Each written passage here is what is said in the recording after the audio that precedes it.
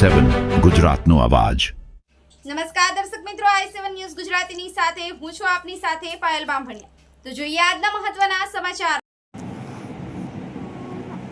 અમદાવાદ ખાતે મહાનગરપાલિકા 2026 માટે ચૂંટણી માટે મતદાન ચાલી રહ્યું છે, ત્યારે કેન્દ્રીય ગૃહમંત્રી અને રાજ્યના મુખ્યમંત્રીએ મતદાન કર્યું હતું। સવારથી શરૂ થયેલ મહાનગરપાલિકાની ચૂંટણી માટેનું મતદાન કરવા સૌ કોઈ પોતાના મતાધિકારનો ઉપયોગ કરતા જોવા મળી રહ્યા છે, ત્યારે કેન્દ્રીય ગૃહમંત્રી અમિતભાઈ શાહ પણ પોતાના પરિવાર સાથે અંકુર ખાતે પહોંચ્યા હતા, જ્યાં તેમણે પોતાના મતાધિકારનો ઉપયોગ કરતા મતદાન કર્યું હતું। મતદાન બાદ તેઓએ પત્ની પુત્ર જય શાહ પુત્રવધુ સાથે કામેશ્વર મહાદેવના મંદિરે દર્શન કર્યા હતા। ત્યારબાદ તેઓ પત્રકારોની વચ્ચે પહોંચ્યા હતા અને તેમની સાથે મુલાકાત કરી હતી। આ પ્રસંગે પ્રદેશ અધ્યક્ષ જગદીશભાઈ વિશ્વકર્મા, શહેર પ્રમુખ પ્રેરકભાઈ શાહ સહિત પદાધિકારીઓ અને કાર્યકર્તાઓ ઉપસ્થિત રહ્યા હતા। તો બીજી તરફ રાજ્યના મુખ્યમંત્રી ભૂપેન્દ્રભાઈ પટેલે રાજ્યમાં સ્થાનિક સ્વરાજ્યની સંસ્થાઓની ચૂંટણીઓ માટે અમદાવાદના સિલજ ખાતેની પ્રાથમિક શાળાના મતદાન મથકેથી પોતાના મતાધિકારનો ઉપયોગ કર્યો હતો।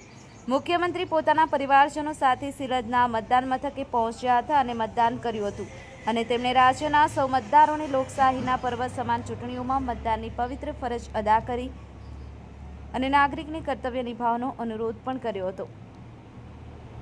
સંજીવ રાજપૂત સાથે દર્શન પ્રજાપતિ, i7 ન્યૂઝ ગુજરાતી, અમદાવાદ। આજે ગુજરાતમાં સ્થાનિક સ્વરાજ્યની ચૂંટણી અને મતદાનનો દિવસ છે। લોકશાહીનો આ પવિત્ર ઉત્સવ દરેક જણે મનાવવો જોઈએ।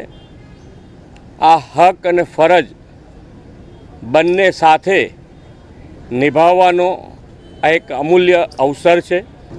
ગરમી પણ છે, સાથે સાથે રજાનો દિવસ છે, બંને સાથે છે એટલે થોડુંક હોય, પણ મને લાગે છે ત્યાં સુધી બધા હવે શરૂ થશે વોટિંગ। 9 વાગ્યા પછી રવિવાર હોય એટલે રજાનો દિવસ હોય એટલે આપણે બધાને જ ફરીથી અપીલ કરું છું કે ગરમી હોય, લગ્નગાળો હોય, બધું જ હોય, છતાંય આપણો પવિત્ર મત અવશ્ય આપવો જોઈએ।